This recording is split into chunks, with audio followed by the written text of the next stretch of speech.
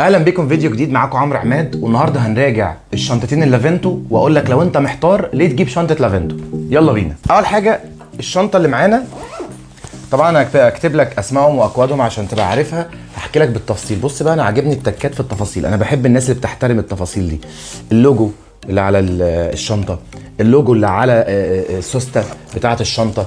انا بحاول في كل فيديو ان انا اجرب، بالذات في الشنط، اجرب الكاباسيتي، انت هتستحملي قد ايه كشنطه. فانا هحط في الشنطه دلوقتي لابتوب وهحط بلاي ستيشن 4 عشان اشوف هل فعلا لو معايا 2 لابتوب او معايا كتب ومعايا لابتوب هقدر احطهم في الشنطه ومش تبقى بايظه كده والدنيا بايظه معايا وبتقفل بالعافيه. لا، خلينا نجرب.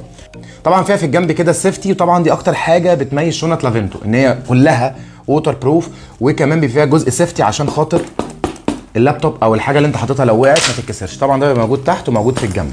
تمام. مساحه التخزين بتاعتها ممتازه، التفاصيل بتاعتها من جوه برده مريحه جدا. عاجبني بقى جدا الموضوع اللي في الجنب ده. افتح كده يا معلم، هتلاقي جزء حراري عشان خاطر لو معاك كوفي مثلا مش عايزه يبرد، معاك ميه عايزه تفضل محافظه على درجه الحراره بتاعتها. ده بصراحه اوبشن في الصيف. انا اشتري الشنطه دي في الصيف يعني هي بالنسبه وفي الشتاء عشان لو معاك كوفي او معاك اي حاجه سخنه تقدر تحافظ على درجه الحراره بتاعتها. فدي يعني لمحه ممتازه وحاجه رايقه كده من التصميم بتاعهم. الحجم بتاعها مثالي جدا والشكل بتاعها مظبوط، التقفيل بتاعها حلو، يعني الفينش بتاع الشنطه ما تحسش ان هو ايه معمول وخلاص. لا، ده الفينش متظبط كده من الجناب. بص لما بنحط فيها الشنط ممكن تحط محفظه ورا زي ما انت شايف كده في الفيديو بتاع الشرح. احطه قدام شويه. انا كده ما كملتش الشنطه للاخر، حطيت فيها البريزنتر لو انت هتحتاجه في مثلا عندك برزنتيشن او حاجه. حطيت باور بانك فور سيفتي، ممكن احط فوق الشاحن. يعني عندي تفاصيل كتير في الشنطه اقدر ان انا يعني ايه استخدمها. طيب الموديل الثاني هو سلام شويه. انا عاجبني التصميم، الجلد حفر لافنتو اللي موجود عليها بالجلد ده عاجبني جدا. تمام. التصميم بتاعها ما بين الووتر بروف ما بين ده وده، التصميم بتاعها هايل جدا. بص هقول لك على حاجه انا بحب اجربها، بس طبعا انا هغرق مكان التصوير، بس خلينا ايه يعني عشان نعرف هي ووتر بروف ولا لا. بص الشنطه، بص ووتر بروف.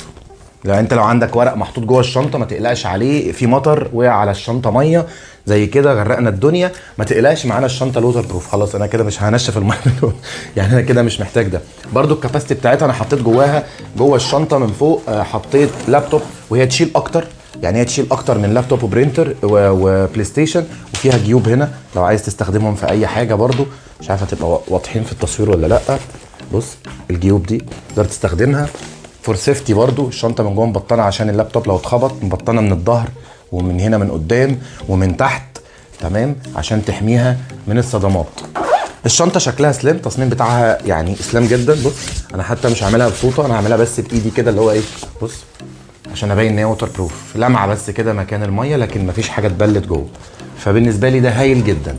بس كده ده شرح سريع ومختصر لشنط لافنتو، بس طبعا في فيديو شرح هيبقى كبير بيشرح بالتفصيل بقى كل التكات والتفاصيل وبعض الموديلات التانية اللي مش تبقى معانا كلها في الفيديو. اتمنى الفيديو لو عجبك ما تنساش تعمل لايك وشير عشان تشوف السيريز كامله بتاعت لافنتو. باي باي.